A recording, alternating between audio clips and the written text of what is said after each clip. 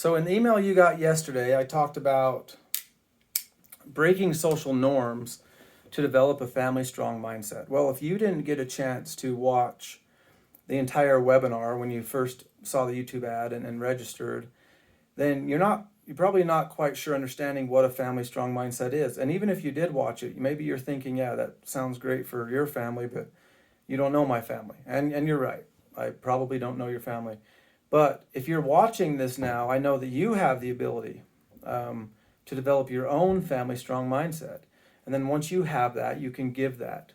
You can share that with other family members. And it doesn't have to be family.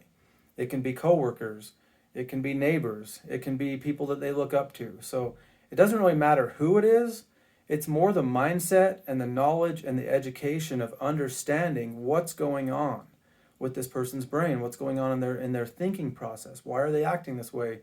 And what does it take to motivate them to move forward? So the family strong mindset is essentially in the shift that families have to take in order to truly support their loved ones. Most of the time, when there's a serious addiction within the family, all the attention is focused on one person. A lot of the drama within the family is centered around one person. A lot of the uncomfortable experiences or costs or the emotional vacuum within the family, a lot of times, depending on the family again, is centered on one person. Or at least that's the trap that families fall into. Because the truth is, a lot of things are happening within this family. Sometimes the addict or the person who's using becomes the scapegoat. There has even been evidence that shows sometimes the addiction shows itself within a family because that person is subconsciously uniting the family. They're wanting to draw attention away from other things within the family that may be causing some pain or guilt or remorse. So they've recognized that when everyone's focused on them and their behavior, it's a great distraction for other things that are happening within the family. So the family strong mindset, really, intentionally, there's a couple things that have to happen. The first thing is we have to start paying attention to the family stories. What stories are people saying? When I was growing up, we had a story that, my aunts were crazy. My dad suffered with bipolar, and we've all kind of gone through different mental illness at different times, but that was kind of what, it was a story when I was little. So what's the story in your family? And then I'm going to invite you to shift it. I'm going to invite you to look to do some family history or some genealogy and go back and learn about your ancestors, what they've been through. Those that have been through war or famine or transition, some of the things that they've had to go through, and yet here you are.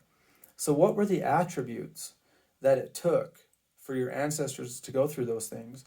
And if we could get to know them on a really personal level, what were they really going through?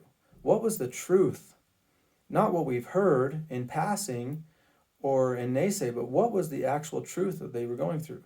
So the idea is to essentially give our family tree as a whole the benefit of the doubt and say, yeah, even though we've gone through some things, even though we're dealing with some substance abuse or depression or mental illness, the truth is that we come from a long line of, and then fill in the blanks, resiliency, power, strength, the ability to unite and to overcome. Because if you're watching this now, and if you're still considering if something like this would work, that just tells me that you do have enough working pieces and tools within your family to utilize a program like this.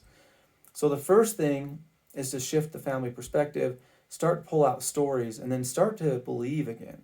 Start to see things from a new perspective. I would encourage you to begin to have faith again and hope that things can change, that people that you think might not help or get involved may actually help and get involved. So start to see the strengths within the family. Start to see the resiliency. That's the first thing. The second thing is share that with others and then bring them together.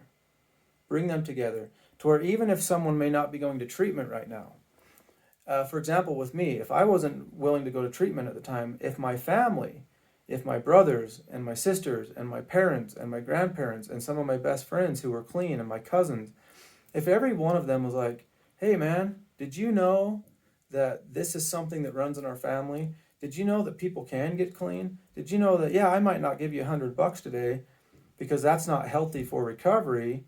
However, did you know that I'm here for you and everyone in this family is here for you when you're ready for true recovery?